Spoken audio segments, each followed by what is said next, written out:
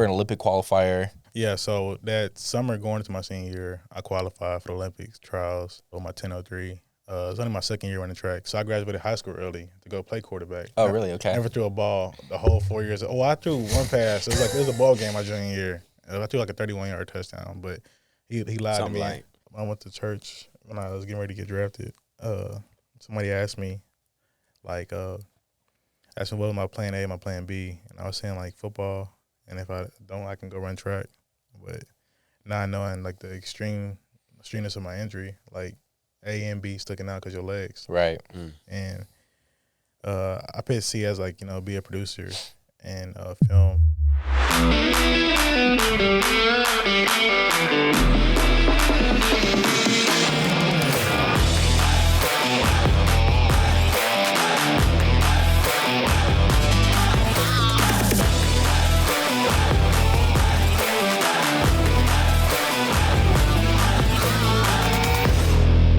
Welcome to this episode of the Confidence Quotient podcast. I am your host, Michael Carrillo, joined by my co-host, Zane Kaufman. What's up? And also joined by an interesting guest, Kolby Listenbee. Good friend, good brother of mine. He played ball at TCU, got to play in the NFL for a little bit, and is doing some really cool things that we're going to talk about here today. But before we dive into all that stuff, just to give the viewers some context, you and I met on the set for the CW show that now runs on Netflix, All American. Mm-hmm. We were, in my estimation, the greatest on-screen tandem maybe that ever was. Probably so. I mean, we were dicing them up. Yeah. I think at one point they told us to chill out a little bit. Maybe a couple times. I don't know how we ever got anything done because Kolby's he's a little bit of a clown. He's probably the dude, like if we would have played on the same team together, we would have probably just been getting in trouble. I could just see you being the kind of dude that's just cutting up in meetings, not paying attention, not listening. First of all, you're the quarterback, so you're the leader, so obviously you start the shit. Right. You start all the goofy shit. I don't know about all that. Right. I don't know about that. I can't confirm. Well, actually, I can't confirm and deny that, and I wasn't doing that. But that's how we met in LA. You've done a lot of stuff like that since. But before we jump into all the cool things that you're doing now, I want to talk about, man, you were over at TCU. Mm-hmm. You did a couple things at TCU. You didn't just play a ball. You also ran track. How is someone as slow as you able to do that? First of all, he's capping. But I had, I played all my sports like growing up. I played basketball, football, track, baseball. Yeah. And then I had to obviously weed them out, I hated track growing up because, back in Texas it's very hot. Yeah. So I didn't want to do that shit. Baseball, I didn't want to do that shit at all too as well. Basketball is like a full year thing. And then obviously football is conflicting too as well. So I got to college and I wasn't really doing well in football. And they kept saying you really fast, so go try it out. So I was getting ready to transfer out of TCU actually. Really? Yeah, because I was just I wasn't doing well. I just wanted a clean start and everything. Yeah. The whole staff got fired, just the coaching staff, whatever. And then I ended up going to try on the track team, whatever. And the first track meet, I went over there and beat the whole entire track team. Man. And I ended up that started giving me confidence for football. So I ended up hating track all my life, but I ended up being blessed by learning my skill of being that fast because it ended up opening up doors, opening up my confidence, everything. So Yeah. Well, talk about that too, because in high school you went through some things, just overcoming injuries, overcoming just a lot of different things through high school. Obviously, being a dual sport athlete at a big time Division I program is a really hard thing to do. Right? When you were in high school, were you kind of always the man? Was the confidence really not an issue for you, or what was the struggle there? So I was smaller than a lot of people. Well, I thought I was, I guess. I don't know. Whenever my freshman year, sophomore year, I was skinny. So I was probably 150 something, whatever. But I was 6 foot or whatever height it was. I was normal height. My friends actually kind of grew a little taller than me, whenever junior high. So I was smaller. I was looking up to them and everything. And they had they peaks freshman, sophomore year. They was on varsity and stuff like that. And I was on freshman JV, whatever. So obviously, it was definitely it was mind games. Your friends doing their thing, you hearing about scholarships, whatever. So it was cool, seeing them doing their thing, but I wanted my chance too as well. So eventually, waiting on my moment, whatever, and kind of dialing back. My parents like introduced the whole idea of James 4:10 about humble yourself in the sight of the Lord and he shall lift you up, and kind of it dialed me back to like just focusing on like what was the real reason why I was doing this and everything. And it's funny because between my sophomore year and my junior year, between sophomore going into my junior year, I had like about a 6-inch growth spurt, started like dunking and everything like that, and started getting faster, and like, my time definitely came around whenever it's supposed to. So that whole entire verse is like really just like it was a big rock in my life, I guess. Yeah. So, I mean, talk about that though. Like, as you were starting to get a little bit bigger, getting faster, were you thinking like, I'm D1, I'm good enough to play at that level? Was that even on your radar? Or did you even want to play in college? So whenever my freshman year, like I was in this thing called AVID. It's called Advanced via Individual Determination, whatever. It's back in South, so it's like a college readiness program for like people who didn't have like parents that went to college and stuff. My parents did, but I think I lied on the application accident. On accident, I didn't know. Yeah. But like we was like searching in like schools, like small schools. So I didn't even think about. I had inspiration. I always had dreams. Like I saw the starting quarterback on varsity, Christian Matthews or whoever it was. Like I like, damn, they're pretty fire. Like they playing D1 and all that. But I never saw it for myself. I never thought I'd be that good.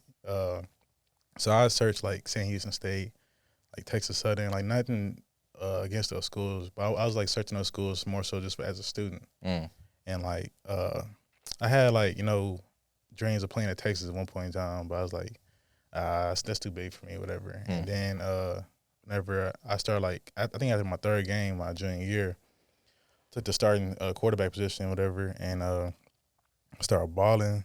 I got my first my first letter. Excuse me. And things started looking more. I like, damn, maybe I can do this. And like the same thing happened 4 years later when I was playing ball and TCU too as well. Like first 2 years I wasn't really doing much, and then I had my really big game, and I started like, damn, like I can go to the league. Yeah. So it's like the same thing. Kind of like so let's talk about both of those moments. Like in high school, what was that moment for you, or was it just getting that first letter of interest that you're like, okay, did that spark the confidence in you to think, okay, I can actually play at the Division I level? That letter, and then I got my first offer like in that spring. So the letter was cool. Like I didn't really. Who was the letter from?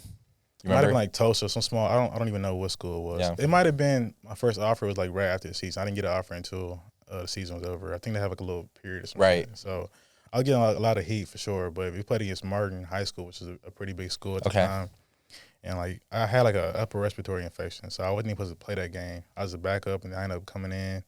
Had like 200-something yards, like rushing, and I don't know, it was crazy. I was quarterback at the time, so it definitely was an eye opener. I started getting like a lot of buzz off of that game because it's like they had a lot of All-Americans playing for that school too as well. So it was a big highlighted game. But after that, it gave me a lot of confidence, and then I kind of just being young, just playing, not even like really caring about all that stuff at the time. Yeah. And then when the season happened, the season got over with. That's whenever I started like, damn, okay, offer come in.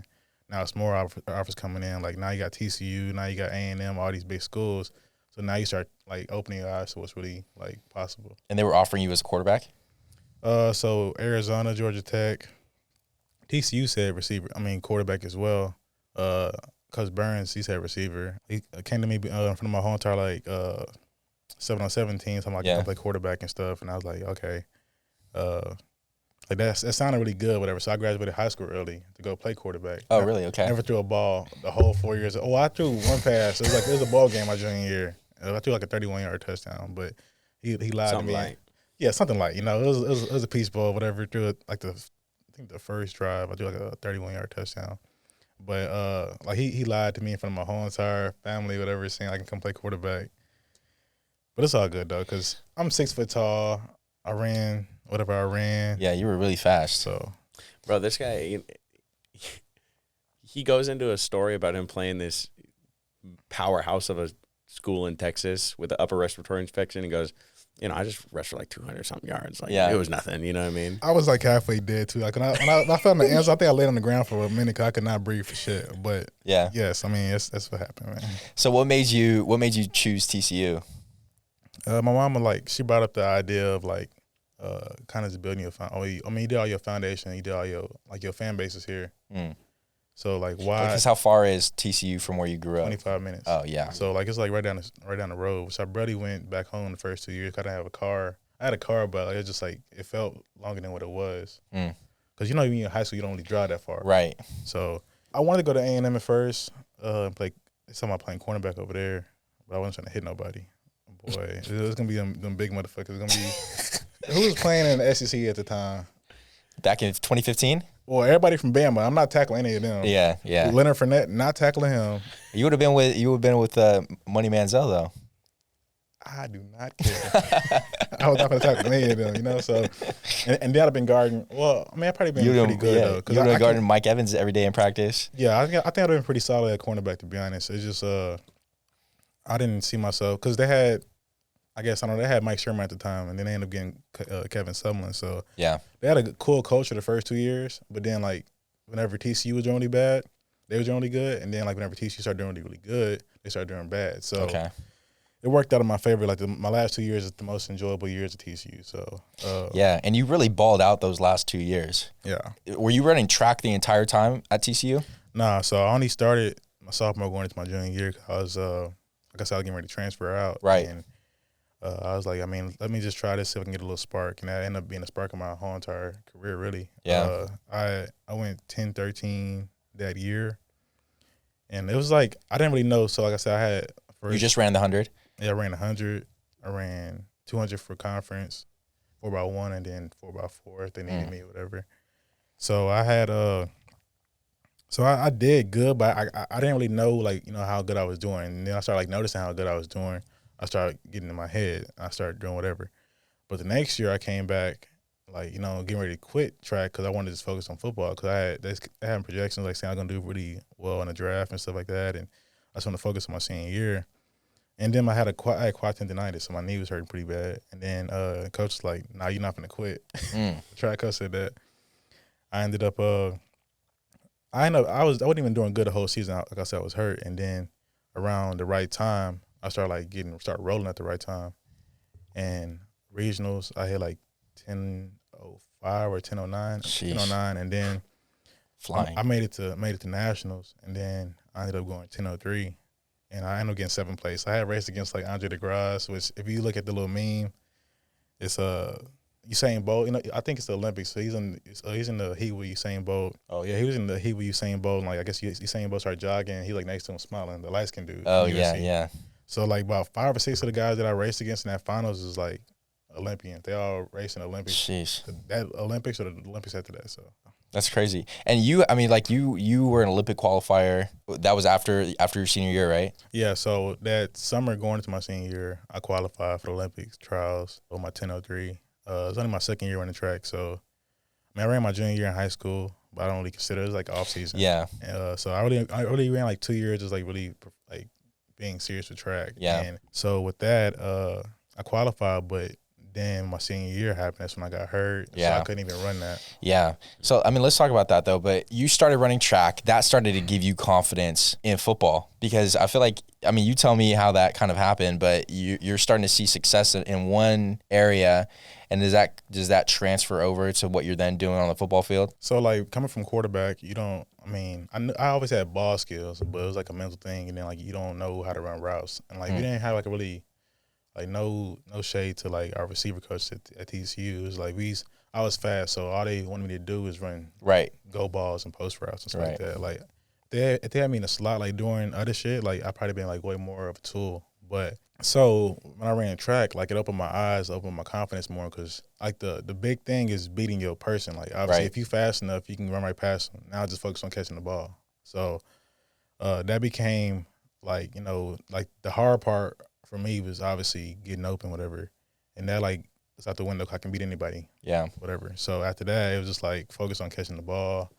I put a lot of time in. I don't really care about the jug machines. It's more so like me and the quarterback 1-on-1. Like that's where the ball is really coming from, Right. So I spent a lot of time that summer going into my junior year. Like we was like in the stadium, 9:00 at night. Me and Foster Sawyer, Grayson Mulestein. Like we was like the damn lights in the stadium was like turning off, whatever. We was over there running routes, like the ball, like this ball like pitch black outside basically, or whatever. Yeah.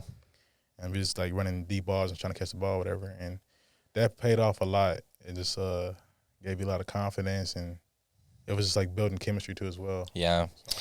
Was that the Trayvon Boykin era at TCU? Is that who your Q was at the time? Or? Exactly. So he basically was. He's a class before me, but he redshirted, so he basically did all 4 years with me. And so the first 2 years, he's just like me, but he played a lot. He played the first 2 years, but his junior year and his senior years when he started like really balling like that, and he started going crazy. So our whole team was like our team is very slept on. Like our team is really like better than last year's TCU's team. Really, you think so? The one that went to the national championship? Easily. Like we should have been to the Natty my 2014 class, whatever. It's just like we didn't have a conference championship at the time. So like we lost against Baylor the fourth game of the season, which is probably this week right now, and they were like they ended up being like the number 6 team in the nation. We lost away, you know. So the teams that made the playoffs, it was Oregon. They played against Florida State, right? They played against Florida State, and then Bama played against Ohio State. Oregon lost to who? They lost to somebody. Lost to Arizona, something like that. Ohio State lost to Virginia Tech. Bama lost to Ole Miss, and then Oregon lost to not Oregon. It was Florida State. I think they was undefeated. Right. But like everybody lost a game, but ours is like the best loss. We lost to Baylor, you know. Yeah. So like somehow we didn't get into the playoffs. We went from the last game of the season. We played against Iowa State, number 3 in the nation, and we beat them 55-0 or 55-3. And like we moved from number 3 to like number 7 whenever bowl season came around. Bro, Oh my! It's like, how does that work? You know? like we was like so like hype. Like I'd be looking forward like to having like the whole Rose like celebration and stuff like that, you know. And like they moved it to this, number 6 to play against Ole Miss. And we went out there and like blew them out like 42-3. Yeah. I mean, like just in the locker room, like what's kind of like, what are you guys saying? Like, dude, that should have been us. Like, how does that shake up your guys' locker room? So I had a concussion that game. So like I was mad 'cause I was in the training room like watching. I was hearing like the whole entire crowd going crazy, whatever. So I couldn't really enjoy them anyway, get on the stage and do all that shit like that. But everybody definitely was like kind of like mad, and so I guess we put all that energy into Ole Miss. But yeah, it was kind of sucks because like it was the first playoffs, and then, like it was in Dallas, Texas. It was at the Cowboy Stadium too. Yeah. So like it'd have been like if you won that game, you had a key. It's like a home game, really. Exactly. Yeah. So it'd have been crazy like playing that for sure. Yeah. We had weapons, like we had the whole defense was fire. Yeah. You guys had Josh Doxson. Yeah, it was Josh and then me, and then we had a few like. I mean, I'm gonna go ahead and name because they all important too as well. Yeah. I had Deontay Gray, we had Ty Selena, we had Aaron Green. Everybody's pretty fire. So like we had a cold ass team. It's just we had this is a weird situation just being in the Big 12 at the time. Right. Yeah. And a lot of that stuff's just out of your hands, right? Yeah. So talk about though for you, like personally, obviously started seeing success with track. You mentioned that there was a moment your junior year, you had a big game that felt like, okay, I belong at this level. I can actually play at the next level. What was that game? So we played against Baylor. Actually, so my first game of my junior year, we played against Sanford. And I had my first 100-yard game, whatever. And no, I don't think I had 100 yards, to be honest. I had my first touchdown, and it was cool. I felt, like, happy, you know what I'm saying? Like, it was cool. But my next game we played in Minnesota, it was whatever. I didn't do shit at all. SMU did whatever. And, like, but the fourth game was, like, we played against Baylor. It was on ABC. And, like, everybody was getting, like, locked up that game. It was, like, one-on-ones. And I ended up getting 148 yards and a touchdown. Like, I was going against Xavier Howard and whoever else it was. I was going crazy against them. And, like, it was crazy because before the game, like, I hate, like, it was raining outside before the game. So, like, it was turf on the field. Yeah. So that's cool. It makes it better. If it's, like, grass, obviously the ball gets slippery and shit. It's like a fucking medicine ball. Yeah. So I was, like, in my head, like, damn, I'm about to fuck around with a bad game. It's raining outside. I can't catch the ball for shit. I went over there, and I was balling like that. We lost the game 61-58. But, like, I went over there. Like, I had a day for sure. It's a shootout. Yeah, it was definitely a shootout. We was up by 21. Fuck it, I ain't gonna even talk about that. we don't need to relive that. Yeah. But for you, like, what was that doing for your mindset to go out and ball out against dudes that, I mean, Xavier Howard, I mean, he's in the league right now, balling now, Pro Bowler, you know what I mean? Like, what's it like now for you mentally moving forward to say, hey, I had a great game against these guys that had a pretty good defense? Man, draft night, that shit was, because I was hurt, but I didn't know how bad my injury was. So I kept on seeing, like Xavier Howard. I knew he was going to go, like, early. Yeah. He was probably the best cornerback I played against other than my old teammate, Jason Barrett, old 49ers player. Yep. But him, then, like, James Bradbury, and then Daryl Riley from West Virginia and stuff. Like, it was like you see all them, and you like, damn, I pay all these yards, and I had niggas on the ground and shit like that. And I mean, I was upset about it, but like, you know, it's a blessing to see them year 8 and they still pushing and they getting $90 million. All that stuff is cool, you know. The time and the place, and I feel like, I mean, God had his plan for me for sure. I'm able to be out in LA and have enough money to live out here. So. Absolutely. Well, I mean, I want to talk about too, just like the things that maybe kind of like took you off the rail of being at that level for whatever reasons, right? Mm-hmm. Obviously, injuries was like the biggest thing for you. Talk about like what was that like, and how did that affect you in your ability to play? So I got hurt September 15th, 2015 against SMU, and it was crazy. I had like it was my second catch of the game right after the halftime. Caught a little slam for like 20-something. Then ran like a little wheel route, went over there and head topped somebody, you know, knocked on somebody's head. And caught a touchdown pass, landed on my tailbone. He landed between my legs. My legs kind of split open. And like I got up, like celebrated, you know, off some adrenaline. Not really celebrated, kind of like jumped to my alignments. When you fell though, did you feel anything or? So right after I got picked up, I like, damn, like my tailbone hurt really bad. So I got picked up, whatever, and then I got to the sideline like, damn, like this shit hurt really bad. So I sat down on the edge of the end zone, and like the pain like shot from like the tailbone to the front side. My whole right side of my leg was like locked up, and then like coach went from like dapping me up and shit like that to like started cussing me out, like saying I was faking and shit like that, and it was crazy. So jeez. I was on the sideline getting rubbed out. Pause. I was on the sideline getting rubbed out. Bro, there's been about 6 already that I just let slide, bro. I thought we were just gonna do the whole podcast without saying that. You letting what slide? But I was on the sideline getting rubbed out my back or whatever, tailbone, and then the pain shot to the front side, and then coach just came over there and started cussing me out, saying all this shit. I thought I just scored a touchdown, and crazy. Then I couldn't play the rest of the game, and then got to the end of the game. Obviously, we shook hands, whatever. I was literally like getting helped into the locker room by Coach P's wife, like, and like, you know, they was like carrying me on their shoulder, whatever. Got to the training room, and then they like basically said like I had a little bruise. So I was literally like going to practice like the next week, hopping, like my shit was hurting really bad. Like, you know, it's not just a bruise. Like you're feeling this on the front side, the side, everything. Bro, my shit. Like I was going to class. Did you get any X-rays or anything? I think they had like the little gel, you know, what's the oh yeah, like ultrasound. Yeah. So I had that shit, and then I started going to rehab like right after that. So and this is the middle of the season now. At this point, like going into week 4. Yeah. So I had that. I was going to class, bro. Like my bone underneath my ball sack was scrubbing together. Like I was sitting in class, and like I felt that same pain. Me and my ex at the time, like we did what we had to do, whatever. And like I would be on the ground like 40 minutes stuck on the ground, like couldn't move and shit like that. Like trying to take shits, whatever, like get on the toilet, whatever, and I'd be hurting on the toilet too, you know? Like it's TMI and shit, but you just know that something's not right. Like my shit was fucked up. I was going to practice, like I was literally like hopping, and like they was still like forcing me to practice. Like, and all this shit. So that was a stressful time, and I couldn't play the first week. I think we played against Texas Tech the next week, and then I didn't play that game at all. I wanted to come back and play, but I literally couldn't do it. And then the next one was Kansas State. I came back, but I was like, I was a decoy for that. So. But yeah, I went. Other than the physical, there was a lot of shit going on. So they kept on like trying to like force me to play and all that, and shots and everything. And so I mean, you ended up playing the entire rest of the season. Yeah. So I missed that first game, Texas Tech, and then I came back and played. I think it was Texas and Texas Tech. Yeah. And I came back and played like the last 8 games. Yeah. And so I had like 30 catches for like 597, 5 touchdowns, which is still balled out. Yeah. Still balled out even with the injury. And what's the diagnosis on it now that you knew, like after the fact? So I came to find out I had a broken pelvis. So the pubic symphysis, like the pelvis bone right here, or two of them right here, the little piece that holds it together, I had to like get it pulled out and put like a plate and screws going down my pelvis. Then I had double sports hernia, which obviously is probably related to that.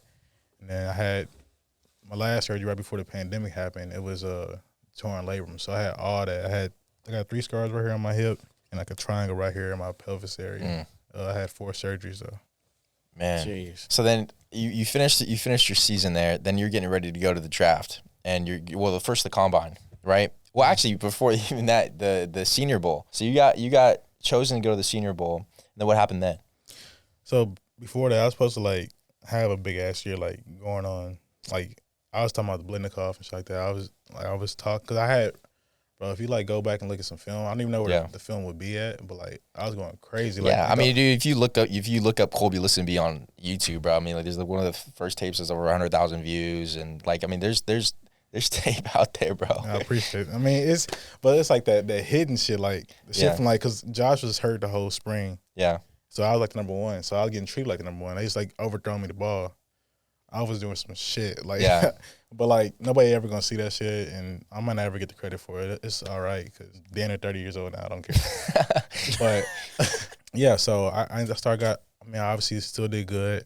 I ended up getting invited to the Reese's Senior Bowl, which that was dope. Like you start like seeing like really like everything you work for like coming to play now. So it was like, I mean, like as a senior in college playing at the Division I level, like that's probably the greatest honor. One of the greatest honors you could get is getting invited to that game. Yeah, that was like the big thing. And then I remember I was going into the bowl season, so I think Coach announced it in front of everybody. So it was a big moment for me for sure. I committed to it. I wanted to go play, but I didn't know how bad my injury was. Yeah. So last game of the season, we played against Oregon. I think we losing like 31-0 at halftime. We came back and won like 45-42. I remember. And didn't y'all have a backup quarterback that game too? Like a third string quarterback, bro. I remember I watched that game live, and that was one of the craziest games I've ever seen. That shit was it was weird because like we had like third string quarterback and we had like hella like freshmen playing. Yeah. Because Josh was hurt, I was hurt, Trayvon got in trouble, and like whoever else got hurt, like just from the season, everybody was hurting. So like we was like playing like really with our backups the whole time. Like we don't get like enough credit for that. Like it was like they say the quarterback went down, Bernard Adams, yes, but like we had freshmen playing. Yeah. So we came back and won that game. I played like the first half, but like I was playing off a shot, so my shot started wearing off and I was hurting really bad. So like the stat sheet said, like, I had one catch for like -1 yards. It was a little screen. It got blown up, whatever. Yeah. But I ran a fade ball. I could have had a touchdown, but the third string quarterback threw the ball out of bounds. But the more you know. Yeah, like, you know, I'm going to cover my ass. You got me fucked up. Like, we're going live and we're going to let them know what happened. Shit. But, yes, like, I ended up getting told, like, so halftime, they ended up hitting me up, like, so I had shots before the game. They hit me like 5 shots at halftime, like 1 over here, like 2 over here, and then like 2 right here. And like they hit there's 2 over here, 2 over here, and then 1 right here. They hit my nerve and my right leg. So like I started feeling my leg going numb. We went out back to the field, whatever, and it started like getting very numb. So like we getting ready to get on the field, and like my shit like started going limp. I felt like I was passing out, but not really passing out. Like I can breathe on this shit, but I was like my leg was just going limp. I couldn't stay up, whatever. So they ended up bringing me back to the locker room, and I took my pads off, whatever. And like my whole college career was just done off that. Like it was off of malpractice, basically. Yeah. What did that do for your mindset, though? I mean, like, first of all, playing on an injury, that's really hard for anybody to overcome, especially how drastic of an injury that was for you. But then on top of that, to have people, like, calling you soft, people thinking that you're faking it or whatever the case is, like, what does that do for you when, like, the people that are supposed to be supporting you are not really doing that?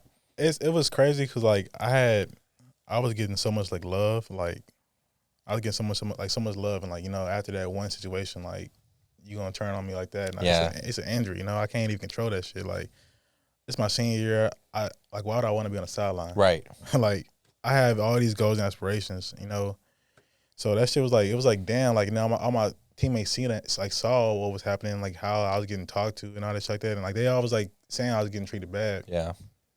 But they didn't really care, like, you know, to have my back, whatever. It's whatever. But I mean, how'd that make you feel, bro? Like, I remember for sure we played against Texas and we beat them like 50-3, and that's whenever Cavante Turpin, the one that's playing for Cowboys, like he's a freshman.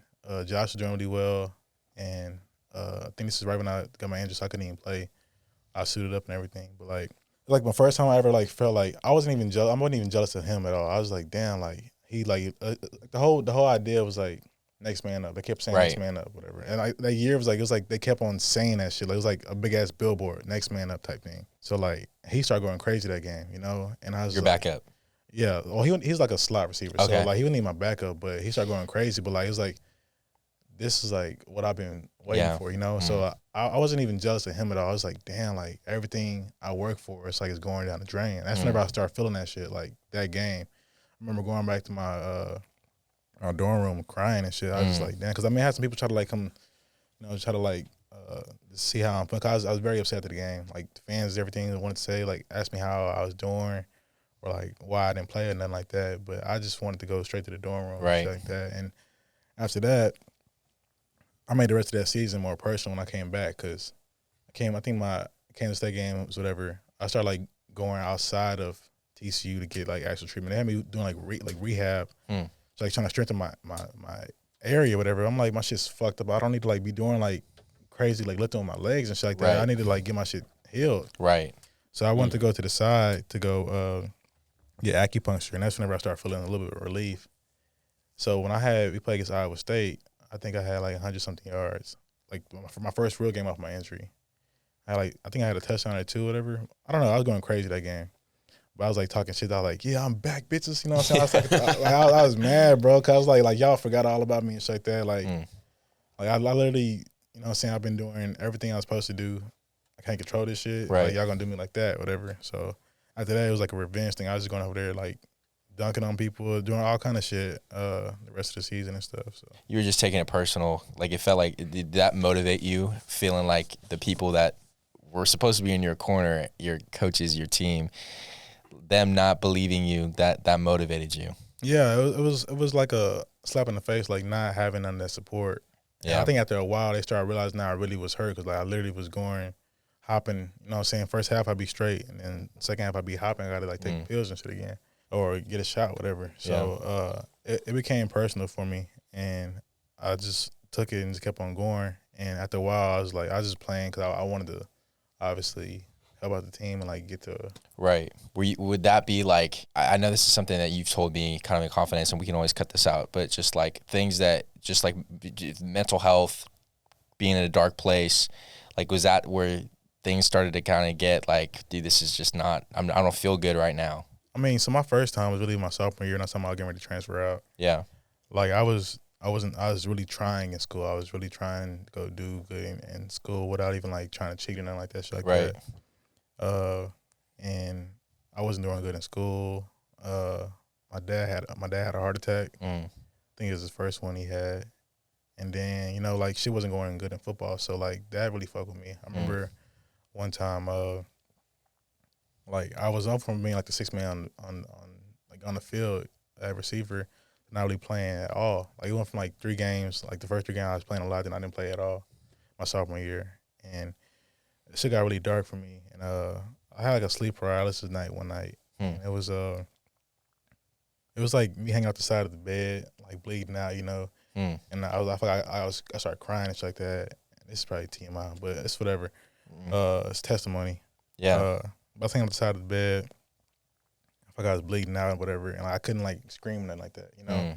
But I kept seeing like this white rose, and remember that shit vividly. And if you look into like the meaning of a white rose, is new beginnings.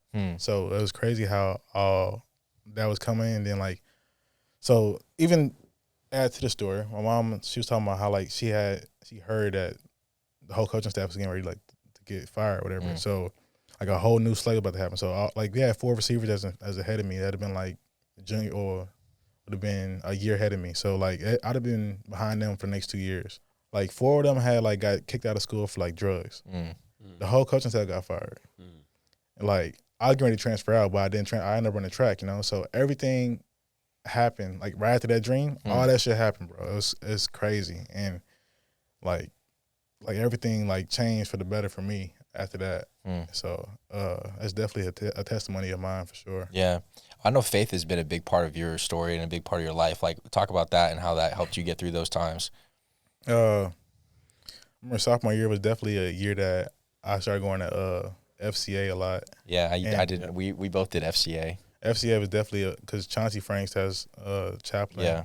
For people that don't know, FCA stands for Fellowship of Christian Athletes. So it's just like a on-campus thing that a lot of schools have, where a bunch of athletes from different sports can kind of get together. And there's like, depending on what the school is, but some schools will have like a weekly devotional time or something, or it's really more sort of a community of believers that are also playing sports. So keep going. Yeah, so that was a big thing.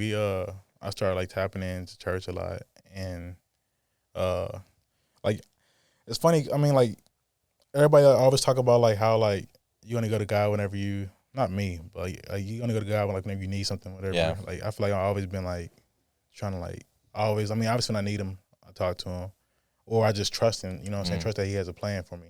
But like even when everything's going well, I'm still giving him the glory and everything like that. But I definitely sophomore year I leaned on him a lot because I was going through a dark space, and yeah, things turned around for me, and that was my first time really like having a mental like just crisis, whatever. Yeah. Second time was probably my senior year with the injury and everything, like because like the whole build up, bro, like that spring getting all this hype to the summer, you go over there and be like the number 7 fastest in the world, like number 13. Oh my bad, number 7 fastest in the nation. At one point in time, number 13 fastest in 100 in the world. That's crazy. Like, you know what I'm saying? Like, all this, it was like a fucking movie, bro. Yeah. And like, all this shit was going up. Yeah. And then all of a sudden, like, this right here. Like, yeah. Did part of you, there was a specific part I remember in my senior year where you stepped on the field and it felt like a movie. Like, you're like, oh, this is my 30 for 30. You know what I mean? Like, they're going to remember this part. You know what I mean? Like, yeah. Your Fresno State game. Well, the lesson for me from that was, dude, just be present, bro. Stop worrying about all that nonsense. Stop worrying about all the hype. Like, just be where your feet are. For you, like, as that hype was building up, did you find yourself kind of getting caught up in that? Sometimes, like, I just had more confidence. I had more of a pep in my step. Now I had, like, a little bit more jolliness, whatever. But I was always goofy and playful, whatever. Yeah, we know. But you playful too. But like it was definitely like I wasn't on some like just chill. I was definitely working my ass off. I was two sports and everything, and all that. So I think I forgot where I was going. Well, I feel like, Nick Saban talks about this all the time, of not believing the rat poison, not believing the hype that people put on you, right? Like when you're doing well and everybody's, gassing you up, sometimes people can have a tendency to get prideful, to stop maybe working as hard, or maybe just to believe the hype about themselves. And for a lot of people, a lot of really successful athletes, they succeed when they have a chip on their shoulder. They succeed when people don't believe in them. And so when they can lose that edge a little bit, they're not as dangerous as they might have been before. Did you feel any of that?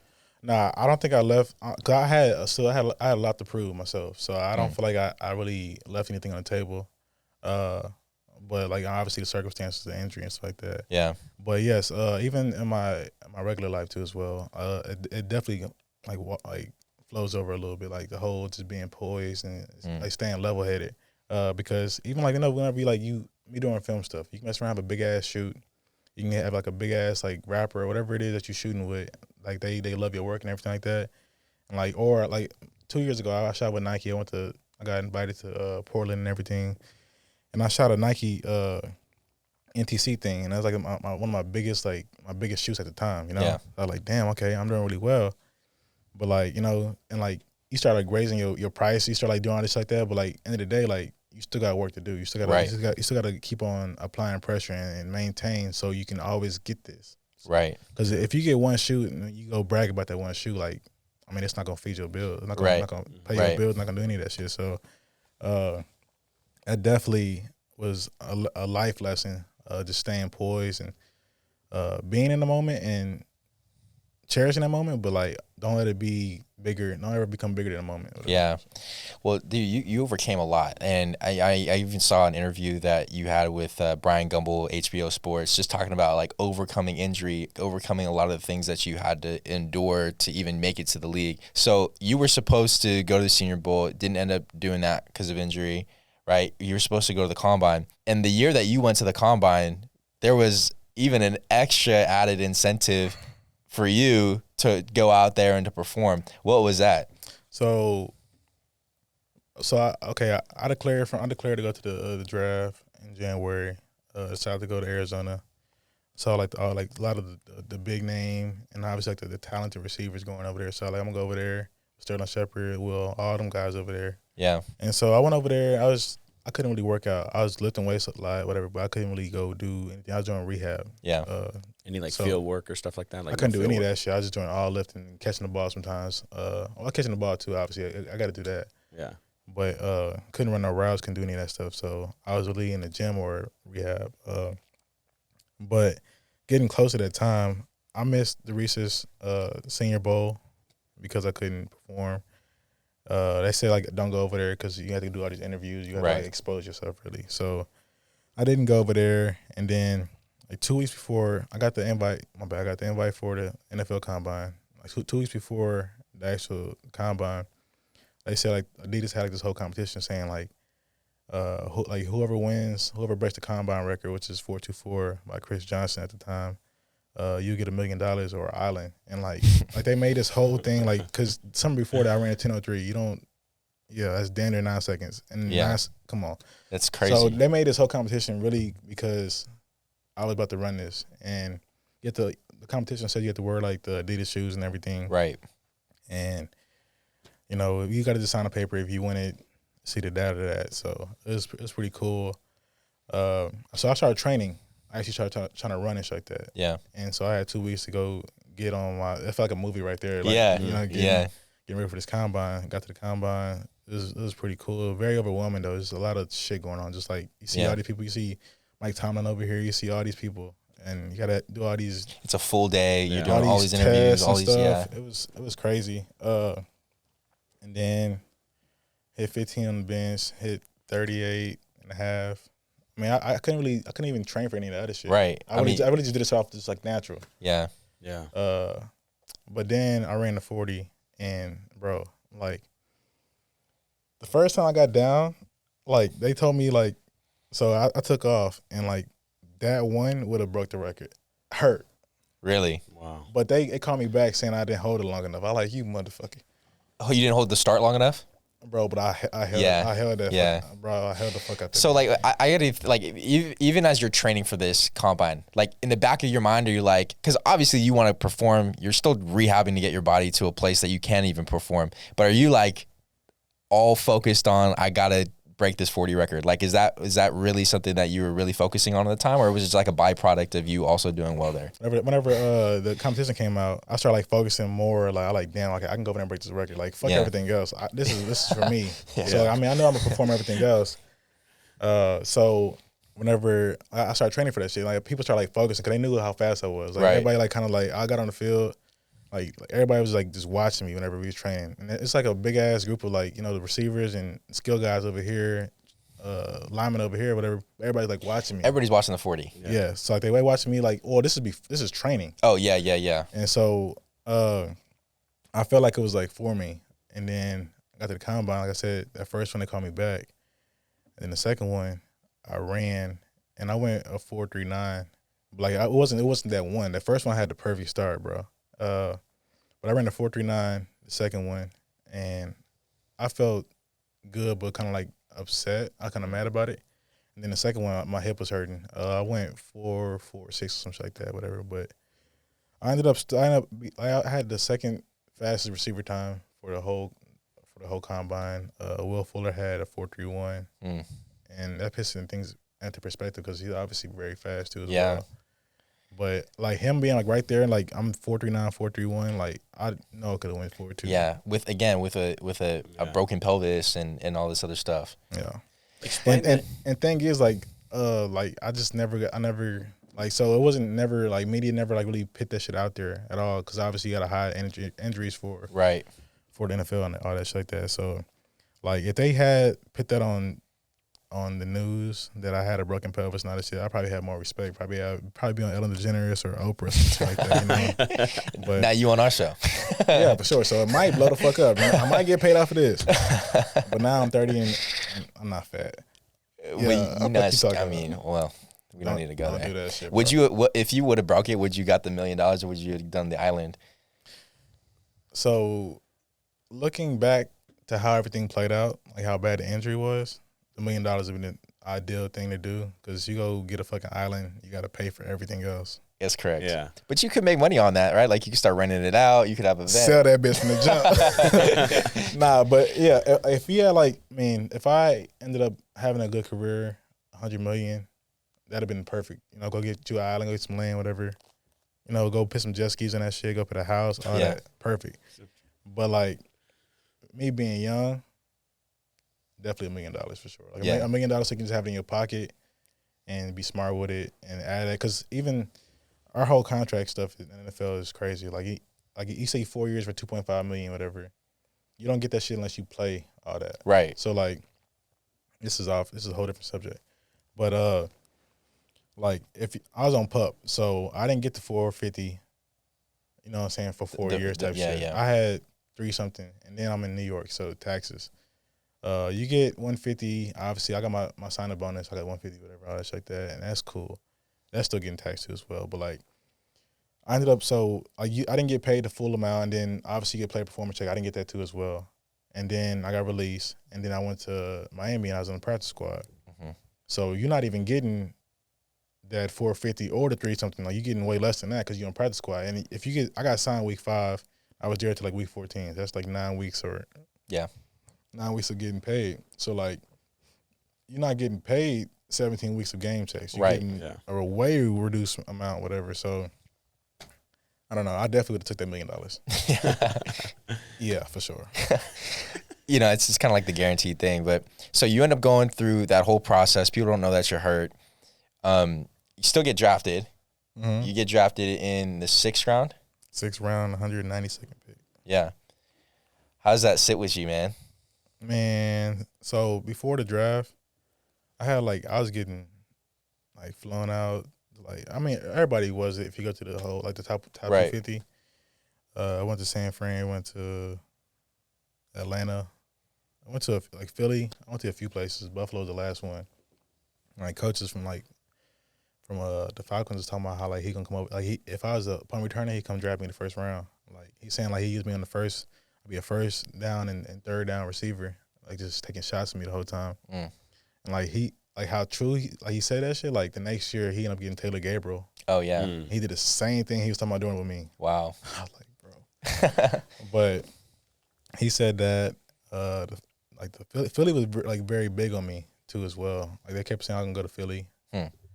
And then when the Cowboys came in, it's like sneakily at the end, whatever. But yeah, I was supposed to go earlier in the draft. I guess they knew something, you know, obviously the injury, but they knew something like was deeper than that. So I ended up going 6th round, which I didn't want to do a whole draft party, nothing like that at all. My mama, like, she wanted me to do it. Like, she wanted the family to like enjoy themselves, which, like, in hindsight, like, it was a blessing to see my family like see somebody can do it. So like it was like cool being the pioneer, the one in the family to do it. That day was stressful as fuck. Yeah. Like I was outside, bro. Like, cause 1st round, I know I wasn't going 1st round, but it's cool seeing the friends and shit like that. And then 2nd round, like I start getting messages like the Cowboys, like somebody gonna come get somebody, defense guys, 2nd, 3rd round, come get me in the 4th round. And then like, you know, like other teams, like, they messaged me and shit like that. Yeah. We kept getting dreams. Like, everybody in the family had dreams about, like, me getting drafted the next day, whatever, and all this stuff like that. Like, vividly, and all this. 3rd day came around. Well, I didn't get drafted 2nd round. Well, 2nd day. 3rd day came around, and just sitting around, you watching people. Like this dude from Germany went to the Vikings. So I'm like, who the fuck is this guy? It was like the dude from the Navy. He played quarterback. He went. Keenan Reynolds. Yeah, Keenan Reynolds. He went like 4th or 5th round. Yeah. I'm like, I know, bro. If I wasn't hurt, like, he never played receiver before. I'm like, okay, bro. Not hating on him or anything like that, but it's just like, damn. So the stress was just getting to me, and I remember whenever I had my meeting with Buffalo, like, I was like, it was a very good meeting. We went to this place called, I think, John Carlos. It's like some wing spot, and they had like pizza, but it's like a very chill spot. It was like me, Doug Whaley, Rex Ryan, and Sanjay Lau, my old receiver coach. Like we all kicked it off. It was perfect. Like it was like a damn date. Like we, Yeah. we was vibing. Like Yeah. you know what I'm saying. And Yeah. the last thing I said to him, I was like, I'll see y'all next week. You know what I'm saying. And so whenever 6th round came around, I text him, or I don't know if I text him or he texted me, whatever. I was like basically saying like, you know what I'm saying, like come get me, coach, whatever. Yeah. And he called me and he made his word and everything, and he got me and everything. So it was definitely a blessing to be drafted by Buffalo. Yeah. Was that just like a dream come true? It was like you just felt like that weight come off your shoulders, or was it like, okay, now I got to get to work? It was, but my best friend, it was a draft party too. So like I had to like obviously, you know what I'm saying, it was still important to see him get picked up too as well. But it definitely was a weight off my shoulders, like just not having to sit there and like focus on a phone call and shit. Yeah. I think so. I had another phone call right before that or right after that. I was getting drafted already. My brother, like, this is a number from St. Louis or like Detroit or whatever. I think it was probably the Rams at the time, because Rams just moved to LA. My brother told me to hang up the phone with the Buffalo Bills to answer that phone call. I'm like, what the fuck? What are you talking about, bro? I getting ready to beat his ass after that. I was mad, but like, I ended up getting drafted by Buffalo. Came inside. It was a big old party. It was fun and stuff. So that's awesome. So Sick, then you get to Buffalo. You're there with Rex Ryan, and then those guys are out of there pretty quick. Yeah. So first of all, like we had a draft class. Shaq Lawson as the homie. That's like one of my best friends. We were over there. Reggie Ragland, which is his birthday today too as well. Shout out to my boy. We had Adolphus Washington from Ohio State, Cardell Jones, Jonathan Williams. We had obviously me, and then Kevon Seymour. That's one of my best friends too, actually. And then so we had a really good ass draft class, and like we just had like the wrong timing. People just got injured. Shaq was hurt. Reggie tore his knee up, so me and him was in rehab. Down there, fucking, it's like SpongeBob and Patrick just over there, just SpongeBob and Patrick, just being childish as hell, man. Just dancing and doing shit. But yeah, it was definitely a fun rookie year. Yeah, like bro, I walked up in there. I was like a little kid. My favorite receiver, Sammy Watkins, he was on the team. Yeah. Robert Woods, you hear about the legend of him, you know. Got Tyrod Taylor over there. Yeah. Shady McCoy, like, you know what I'm saying? Like, you see other people like, damn, like, I seen all you dudes play. Like, I was actually like, you know, looking up to you guys, like, growing up, whatever. So it was like, damn, it's cool to finally play with you guys. So it was cool.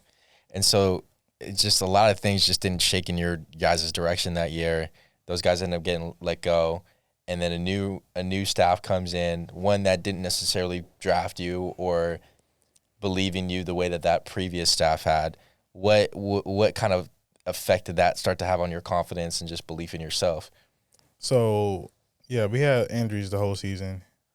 So I got drafted. So we had OTAs, rookie minicamp, whatever, and we did one little drill, and my hip started hurting really bad.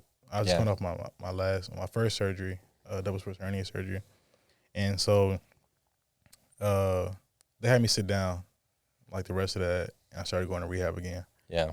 And then we got to a point where I felt manageable, I felt decent. So they had me go do like one play. I ran like an angle route against the first team defense, and I had EJ Manuel throw me the ball, and I was still hurt still. Like I didn't know I had a broken pelvis yet. I had a double sports hernia surgery, and so I got on the field, ran an angle route, and had a 70-yard touchdown first play, and the whole field got quiet as hell. It was like, damn, okay. So coaches really start fucking with me after that. They're like, okay, we know what we got in him, and so seeing that, seeing how I could have been successful, it felt like, you know what I'm saying, I was presented like a Ferrari or some shit, but I couldn't drive it. I had the keys to the car, you know, it's just it's in my driveway. You know what I'm saying? I can go do this, whatever, but I really can't do this because I don't have the keys to drive the car or whatever. So, and it was just injuries that kept you there. Yeah, it was. Yeah, so I kept getting the timeline. After that play, I did one more play. It was like a fade ball, and didn't catch it, whatever. But I had timelines. I had to go get a little scope surgery. I kept saying before, first week of training camp, I should be ready to go. last week of training camp, so we're ready to go first week of the season, and then that moved like to week 8. Yeah. And that because like you go on pup, so I couldn't even play the first half of the season. Right. Week 8 came around, they finally did this X-ray, like a flamingo stance, because they couldn't find what the issue was. And so I got that, and they saw a movement in my pelvis, like moving like more than normal and stuff. So I ended up basically being disqualified for the season. They ended up like just shutting me down, and then I ended up going to New York City hospital, special surgery, and I had got my pelvis surgery with the plate and screws on December 15th or 14th, 2016. So you had no idea it's broken this whole time. I got to imagine that they do when you get drafted or before they're going through that process. They knew you're injured, right? But they're thinking it's sports hernia or some sort of injury there. Did they not do medical testing before you even get drafted? Is that not something that they do? I got to imagine that they're going through that. No, they definitely do. Like, so at the combine, you have medicals. So I was literally sitting at the hospital all day, like trying to just figure this shit out. I was doing X-rays, MRIs. I was literally sitting there with Michael Thomas. He was talking to me about receiver shit. I didn't want to hear that shit from that nigga. I was just like, get me out of here, bro. But yeah, they definitely go through all that stuff. They go through a lot of doctors and stuff, and yeah. Is this something they miss? Yeah. How do you miss a broken pelvis? I mean, like I guess like it took into the one stance, that flamingo stance. Everything else was like MRIs, whatever. I'm like, it's not muscle or tendon. It's more than that, some skeletal shit. So he ended up deciding to like do that one thing. I did PRP, bro. I got PRP shots. You know, you ever had a PRP shot? I never had one, no. Have you had one? Mm-mm. The fucking needle thick as hell, first of all. And so it's in my pelvis area. Right. And like they shot above my shit. Oh, man. Through my shit. No. Oh. And like took blood out of it, spent it around and put it back in. Bro, I was going through that shit 2016. That was crazy. that's not pleasant. Yeah. So you're shut down for the whole year. That staff gets let go.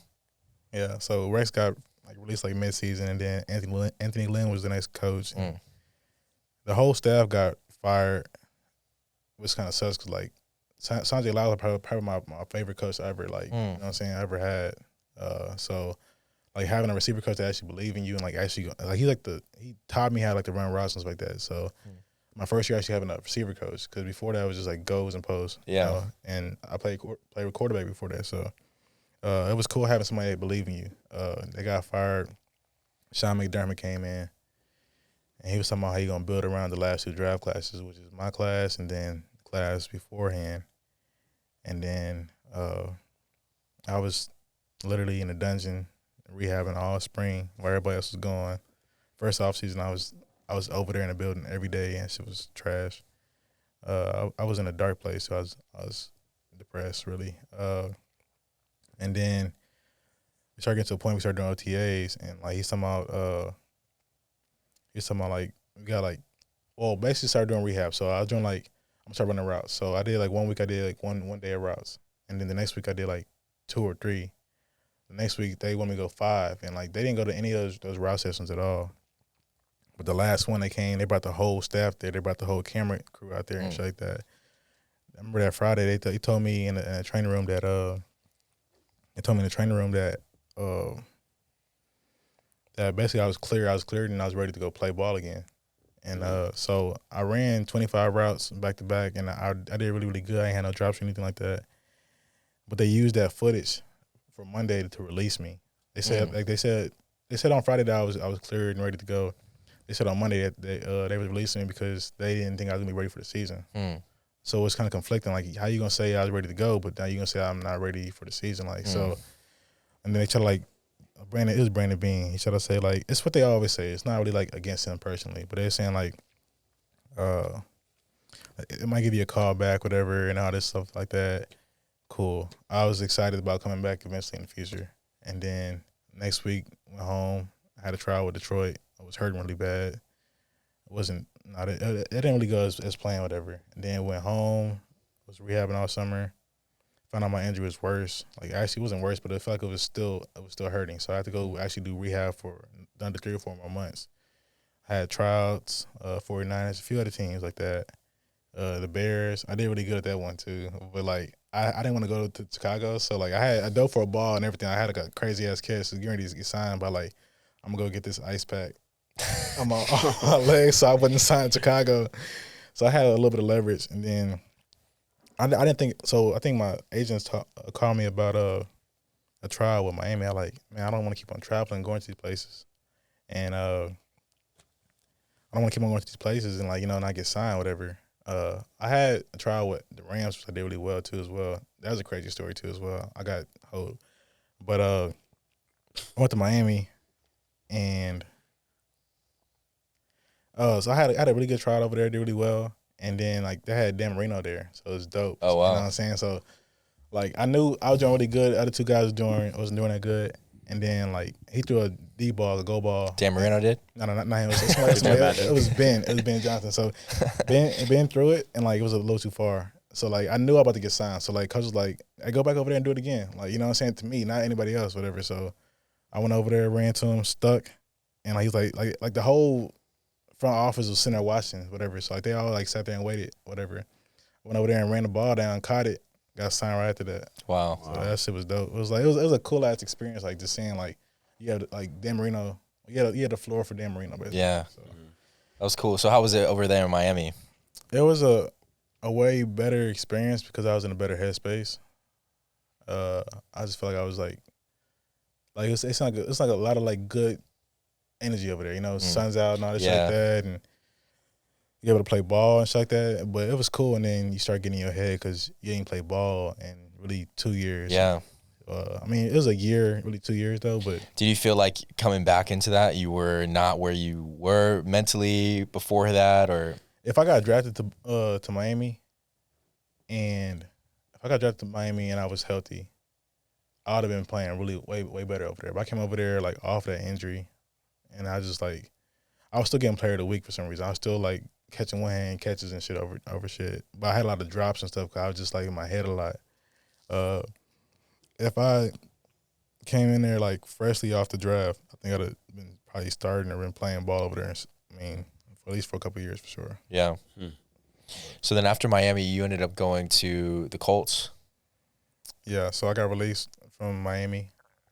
Somebody on defense got hurt, Rashad Jones. So they need to go fill somebody in. It was crazy. Like the coaches used to like come to me on the sidelines in the game. I was my street clothes or Dolphins gear, obviously, like saying like you're doing really well. You're doing like, you know what I'm saying? You're doing really well. Keep doing your thing. Like I said, I was getting player of the week and everything, and then I got released. They said they might come pick me up again in the future too as well. I'm like, okay. I was actually excited about that. I had my own apartment and everything.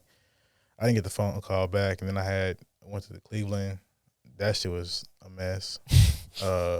They had like they didn't have a quarterback for the trial. Like they had like a equipment guy. Yeah, bro. He threw the ball. He ran a dig route. The ball went like 20 feet over the dude's head. I'm like, what are you fucking doing? I think it's the same day that coach the GM got fired. Oh, so okay. like it was like we kind of just like here for no reason. Yeah. And went home. Went to the coast. I didn't want to go to the coast at all. It was whatever. I actually didn't really do that. I did all right. I don't think I did that well, whatever. But I got signed. So after that, I ended up going to the Jets to have a trial. I killed the Jets trial. And then they ended up calling me back. Like the coach ended up calling me back saying, I want to sign you, whatever. So I went from Indianapolis to New Jersey and then back to Indianapolis. And I ended up going over there and signed with them. And like now I went back to the coast where Sanjay Lau, my receiver coach, is now the receiver coach of okay. So I was mad already. I was mad. Like I had a chip on my shoulder. I was mad because the shit in Miami didn't work out. I was mad because I was in Indianapolis. It was cold as shit. I love the cold, but Indianapolis, fuck no. Yeah. Man, what else? I mean, so was that. It was like those two things, and then like the vibe over there was just whack as hell. Like it was like everybody on that team was just kind of just like. So I was like, okay, all right, what's whatever. So I went over there, bro. I hated it, but like it had me a reason to like go to practice, whatever. And I was dogging niggas. Like I was going crazy, like having people. on skates and shit. And like I mean, like I said, I had my receiver coach with me, so he gave me a lot of confidence. I was balling with him. Like he know what I can do. So like I was doing really well. Got player of the week, and then the last week I was getting ready to go active. I was only there for 3 weeks, so I didn't know the playbook like that. So I didn't go active, and then the whole staff got fired. Again. Exactly. So like now we got rinse and repeat. So we got Frank Wright came in, and the whole staff. So it was like now you gotta like get used to the whole new staff and everything. They already have who they bought basically. Right. You know, they got T.Y. Hill and still they got all these people. They brought from free agency or whatever. So I had to go over there and prove myself. And I was doing really well. It's just like they didn't know who the fuck I was. And then it took for them, like I was doing the OTA stuff with the veterans, and then they had me, the draft came around, they had me go over there and do like the veterans. So I did 5 days that week, and then I did 3 days of practice. So I did stuff with the rookies. And then so I was sore as shit. I was already doing 3 weeks of like actual offseason training. And so I practiced with them, started doing really well. It's like I was beating people, like having dudes twisted that way, and I was gone. I wasn't getting the ball drum me. I was just wide open on film. So like they're like, who is this guy right here? Like I've been doing really good. The last day they had me go do a gunner rep. It was the first damn rep of the day. Like whatever, I ran down there, beat everybody down there, pulled my hamstring, goes with my pelvis. And then I couldn't practice whatever. They ended up releasing me the next week. I went to the whole week of practice, whatever, just like watching and stuff, like being engaged. And then they released me on Friday. Went to the office. They talking about like coaches didn't even know I got released. Like Frank Wright, all the like offensive guys, they didn't know I got released at all. They thought I was just in there to bring my playbook for like whatever the fuck it was. I guess the GMs and the scouts released me, whatever. It might have been because the lawsuits started getting dropped, whatever, on TCU. So, but yeah, I got released from them, and then that's really the end of my career right there. And the whole time it was with a broken pelvis. You didn't have surgery when you're traveling to all those teams. Like that was after the fact. So I had my pelvis surgery after Buffalo. So that's my third surgery, and then after I got done playing with the Colts the next spring, right before the pandemic started, I still felt that hip injury. Yeah. So I ended up getting my last surgery, and that was like post NFL. So that's when I started feeling better. Yeah. But I had to play in the screws when I played for the Colts in Miami. I had to sign like a little injury clause too. Like I couldn't, if I got hurt, they wasn't gonna pay for it basically. So after Indianapolis, when were you like, all right, I'm done? Yeah. So I mean, I went back home, and I was, I don't know. I guess whenever like the lawsuits started getting real, like I was traveling. Sometimes the off day, even when I was in Miami, I was fly back to Houston, talk to my lawyer and stuff. Yeah, and can you talk about the lawsuit? Slightly, not really too much. I mean, it's kind of the same thing as my injury and just like negligence. Yeah, like they just wasn't taking care of me. Yeah, and blackmail. Like I said, my whole teammates was telling me like to go file the lawsuit, and then they mess around whenever it was time for me to ask for them like for help. They didn't want to sign their name to it. Which I understand. Right. But it's like, don't, like, so. Right. Like, life could have been way different. I mean, like, they wouldn't have benefit anyways if I had $12 million off of that, you know what I'm saying? Right. Or whatever it is. But at the end of the day, like, it's the principle, I think. But it's all good. But, yeah, I got done playing ball. And I went to my high school, and, like, instead of giving them money, I gave back my time and stuff like that. So I go over there to practice with my helmet on and shit like that, and like actually practice with the kids and stuff like that. So I was helping them out with that, and I was actually doing that. I did track practice with them too as well. I was being around and stuff like that. I wanted to get picked up, but I feel like that the window was getting closed. So I bought a drone for a hobby, and then that became my next thing. I bought a drone, then I bought a camera the next spring. I started shooting high school football games, and then started like wanting more. Like I was 25 years old. Like, why am I shooting high school football games for free? Like I should go over there and really try to like monetize this shit. Yeah. So you were out in Texas at the time, and then you ended up coming out to LA with the dreams of getting into film and Production. cinematography, all that kind of stuff? So I moved June 6th, 2021. So it was like 2 years and like 3 months now. I moved out here, yeah. Not dreams. My dream is football. Yeah. Dream is like, I feel like that kind of got robbed at the moment. Yeah. I went to a dark space, like obviously getting rid of football. I mean, being done with football and everything like that. So I had to get out of Texas. I feel like it was my time to get out of there. Like, I feel like California is my happy place. At the time, I used to train out there. So it was my time to go and go figure out what was next. And film, because I got invited to go to Portland to shoot that Nike shoot like right before I moved to California. So it's like alignment kind of was, you know what I'm saying, like 2021 is like whenever the clouds start moving out the way and the sun start coming out a little bit more. So what do you think caused that for you? Just like, I mean, I got to think, bro, like your entire career, bro, like you're probably starting to think, man, I want to play in the NFL. You finally get there. You just have all these things stacked up against you.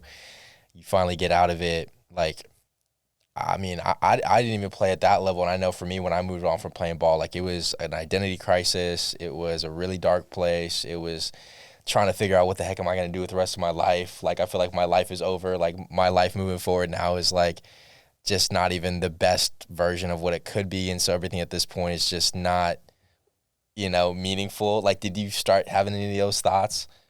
So yeah, I had an identity crisis for sure. Obviously not knowing, because I remember it very vividly. I went to church when I was getting ready to get drafted.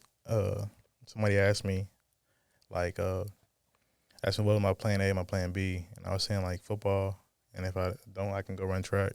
But not knowing like the extremeness of my injury, like A and B sticking out because your legs, Right.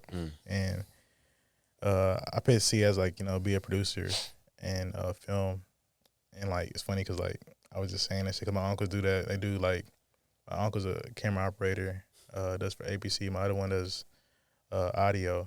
So like I said producer, but I didn't know what the fuck producer was. Yeah, and Like, and actually I found out what a producer was probably this spring. So like it's like I just spitball this shit, whatever. I had no film experience at all. Yeah. So identity crisis for sure, and then like losing everything that I kind of built, like TCU fan base, like all the friends that was my friend, my teammates. I kind of don't really fuck with them like that. I mean, like, I don't have no beef with them. It's just like I see you, like it's love, whatever. But it's like You ain't reaching out. yeah, I'm not finna, because that shit just like rubbed me the wrong way. Yeah. But yeah, like I went through a lot, and during that time, I was making sure, like, only way I can get through it was like making sure I'm in church or I'm working out. I'm gonna make sure I'm gonna do both of those two things. Like, you know, make sure I'm staying moving, staying functional, and keep my mind and keep my heart, you know what I'm saying, growing. Trying to learn about like God and like myself, you know, throughout this time. And that's what I did. I was spending Wednesdays and Sundays in my church, Concord, back in Dallas. And like it was a season. Like every sermon he kept talking about, like, it was hitting everything. Like everything he was saying was like right there for me. You know. What was something that sticks out that you remember?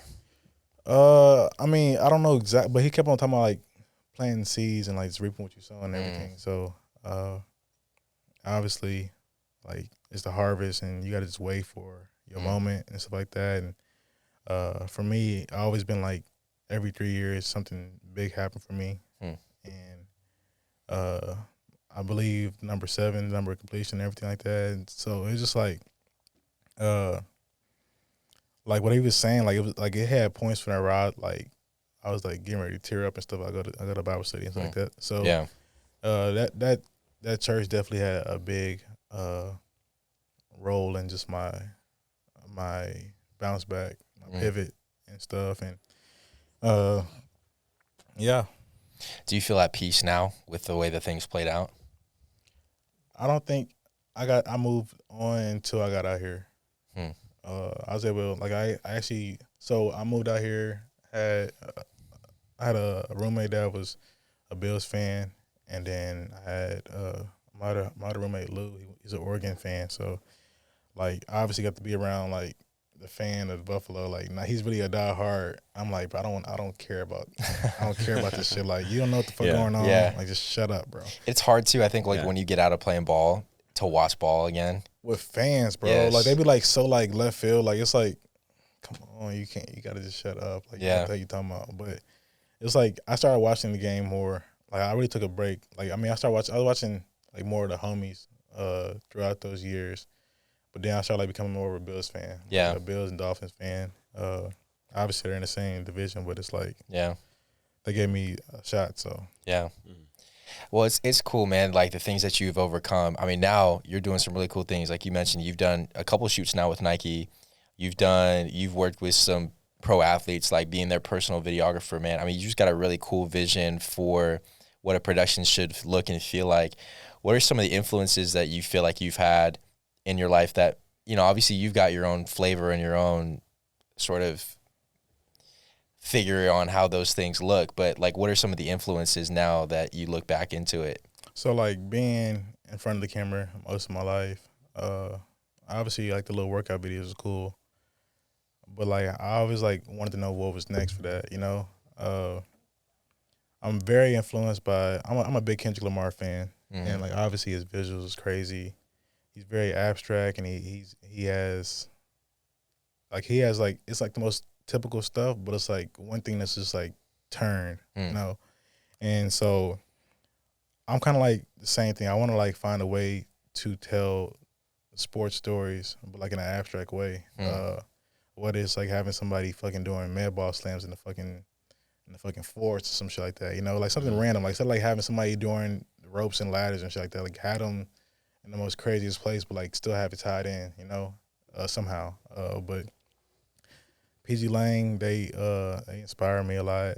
A few other like, you know, just like artists in general. I like Campaign, kind of like magazine style shooting. There's this lady, I'm probably gonna mess her name up. Her name is Melina something. She has, I think Melina I don't know, but she had this whole campaign she did with Levi's this year, and she shot stuff like with Sir and Beyonce, and it's like her work is very beautiful, and like I just want to like find a way to incorporate like beauty in football, because it's football is like basketball, like you can see the expression of like the fashion and just like the style. You can see like their face and everything. Like football, like you seeing like Stephon Diggs and a few other people like getting they shine, but other than that, it's like there's not much of a art to it. So I'm trying to find a way just like to go back to my roots, whether it is football, whatever it is, and like put it in an abstract space and it's make it look beautiful. Yeah. Do you feel like that's your purpose now? I have my days whenever I'm creating and I'm shooting, I love it. Dealing with like clients and stuff, that's just draining. I'm not even gonna lie. So like I'm at a point where I'm like make a break, like I'll make this shit happen sometime soon, or I gotta pivot and figure out what's next. Yeah. But like it's been doing very well. It's just like invoices. You got the net 30s. Like I shot something for Interscope last year around October, and I haven't got paid, and it's like $250. Like, you know, like small shit like that. You know, it's just the principle about stuff. So it's just annoying. Like I'm about to be 30 years old. I want to like start focusing on and like having security. Planning on getting married eventually. Yeah. Like I want to have like security for my wife, my kids. Right. Like, I want to better build. Like I want to like build my accounts that I already have. You know, I already have money put away from the side from football or whatever. But like I want to have like money I want to build up to so I can do what I want to do with it. And like I mean, I just bought my first house, but you did, like, man. Congrats. I appreciate that, brother. Yeah, but like it's like I want to like keep doing stuff. I want to keep on like I want to keep on like building, like investing and keep like you know what I'm saying? You didn't say that.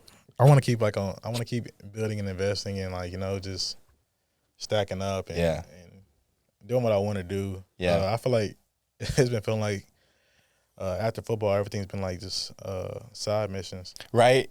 Dude, I know exactly how you feel. But like, thing is, I don't like that. Like, I feel like I've been born to be a leader and born to be a competitor. Like, what is it? Like, why am I feeling so chill and relaxed right now? So telling you I want to like get into sports modeling or whatever I can. Yeah. Even like got Madden. I think I like love to do stunt double shit, like use my body while I can. Yeah. And get paid for it. Yeah. But the reason why I brought up the fact that I had a house, because like I like architecture. I love architecture. I love like aesthetic. I love beautiful things. And I've been kind of like, even the idea of like interior design and stuff like that, I've been kind of just like very fascinated for a long period of time, actually. So maybe that's like my next lane I want to go into. Yeah. It's just like I don't want to pay for school now. I went 4 years of free education. Like, why do I have to go pay for school? Yeah. So. It's a mindset shift. What would you tell somebody that maybe sports has been their identity their whole life or whatever they've done, and then there's, for whatever reason, God's thrown a pivot in their life? What would you tell that person?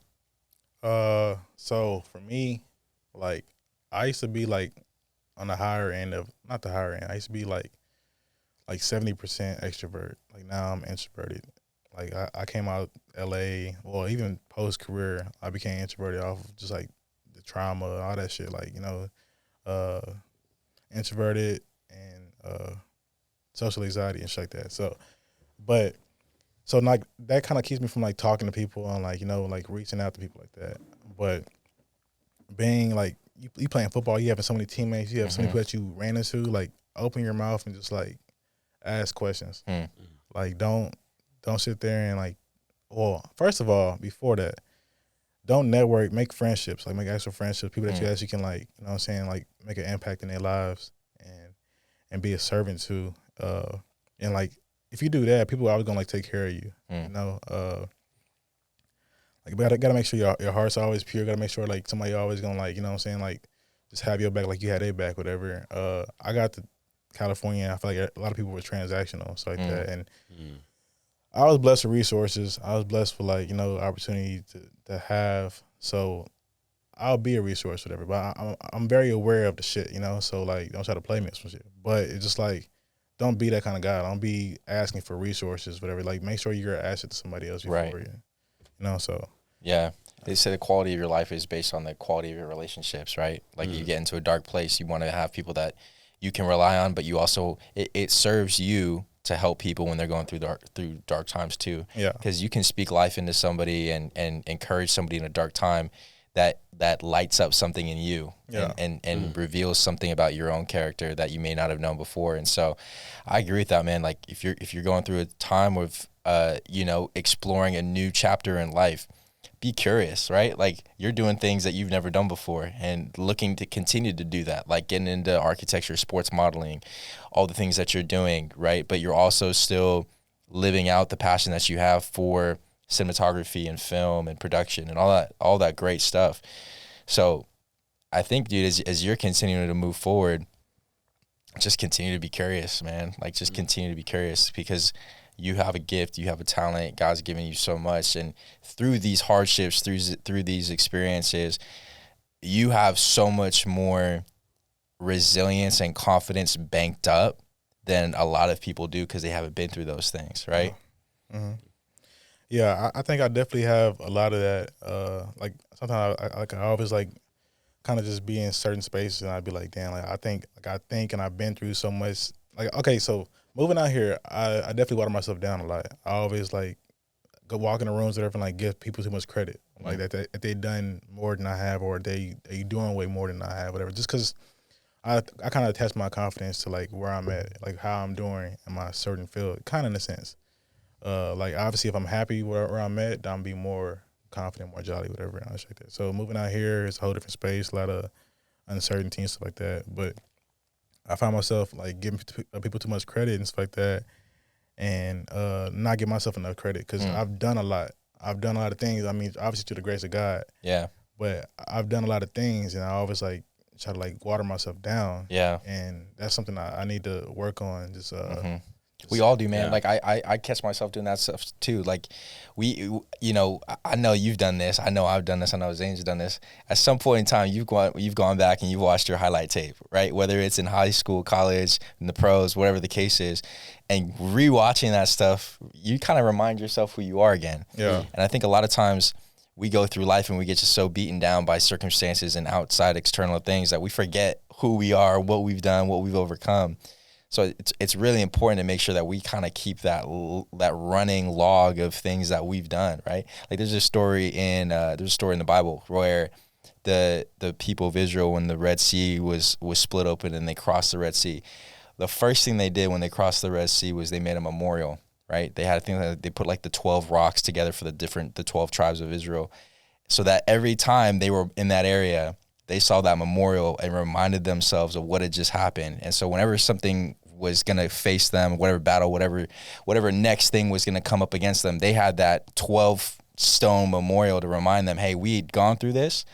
You know, we got a God that can get us through this, so we're going to get through whatever the next thing is. Yeah. But it's like it's exactly what you're saying, man. Like, we got to remind ourselves not only who we are, but who God is, and just, you know, how powerful he is in our lives and the things that he can do through us, man. So, and also to add on to that too as well, I really forgot. That was really good though. I'm sorry, I forgot.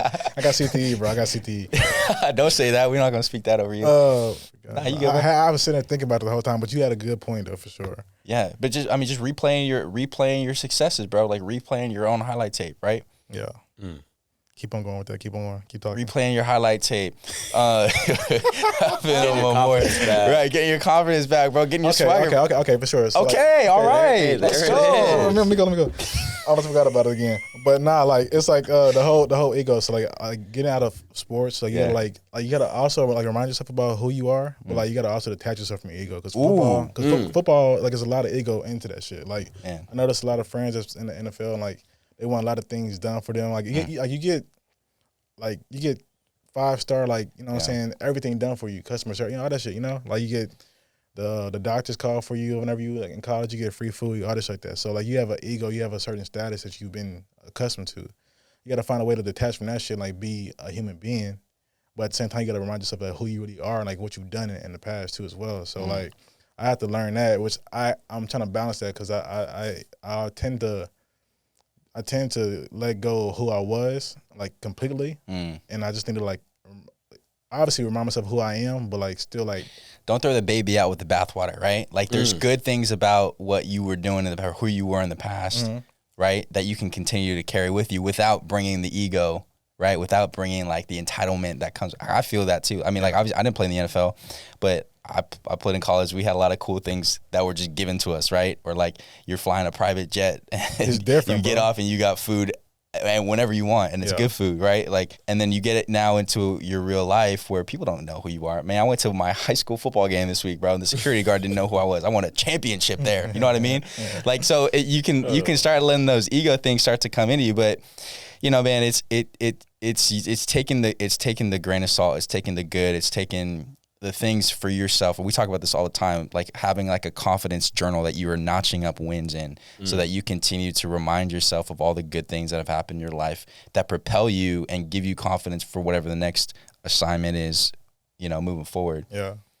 That's pretty solid too. I think that's definitely something I need to work on. Just notching, like, just obviously being grateful. What is it? You said confidence, not something like a Bible, whatever. Yeah. Obviously, small wins, like, you definitely got to, like, tally those things up, because I mean, if you don't, who else going to do it for you? Exactly. Nobody. So somebody's got to do it. Exactly. So you got to mess around, just, like, hold yourself accountable to your own happiness and keep going, keep pushing, really. I'm proud of you, dog, man. You're doing a lot of cool stuff, bro. You're doing a lot of just really impactful things. I'm excited to see what the next chapter looks like for you. And if nothing else, bro, like, just know that the same person that's overcome all those things is still you. Right? Like, God is still there with you, bro. Like, you've overcome a lot, and it's just the beginning, man. And, you know, I really believe, like, your best days are still ahead. All our best days are still ahead, right? Yeah. Like, it's not the end of the story. So I'm excited to see what that looks like for you. Appreciate that, fam. Yeah. Yeah. So, Kolby, bro, where can people find you on social media? So add me on the ground, goddamn. Kolby Listenbee, Kolby. Yeah. Listenbee, like listen. BEE 1A, but I might switch my username to Kolby just because I'm not 18. I'm not 18 anymore, so it's like no point in having 18 on the back of my shit, you know. Yeah. It's more artistic too. I'm an artist now, so I want to have like Kolby. So add me on the gram, Kolby Listenbee 18. Okay. I don't really be on Twitter like that. What if It's people want to negative. work with you? Where can they just DM you? Damn. I'm so aggressive, My Mike. bad. That shit was over there. You sweating right now. That's But right. I mean, shit. IG really where it's at. Just like mess me off of there. My email is Kolby KOLBY letter J 25 at iCloud.com. You can message me off of there. I have where I have work on Vimeo too as well. So if you go to my Instagram account, whatever, it's in my bio. So just check that stuff out.